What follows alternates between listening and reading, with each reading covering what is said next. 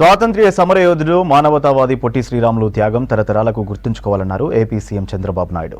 సంకల్ప సిద్ధి కోసం ప్రాణత్యాగం చేసిన ఏకైక వ్యక్తి పొట్టి శ్రీరాములు అని తెలిపారు. అమరజీవి పొట్టి శ్రీరాములు ఆత్మార్పణ దినం సందర్భంగా విజయవాడ తుమ్మలపల్లి కళాక్షేత్రంలో నిర్వహించిన కార్యక్రమంలో పాల్గొన్నారు సీఎం. రాజధాని అమరావతిని, పోలవరాన్ని గత ప్రభుత్వం నాశనం చేసిందని ఆరోపించారు చంద్రబాబు.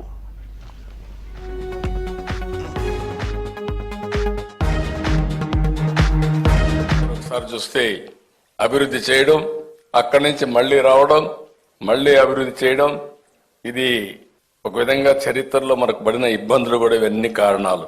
దానిపైన కమిటీ వేసి మళ్లీ పెండింగ్ పెట్టాడు నెహ్రూ గారు.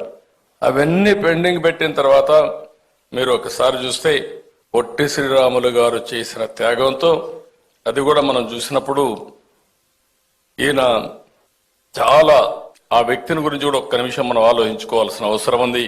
1900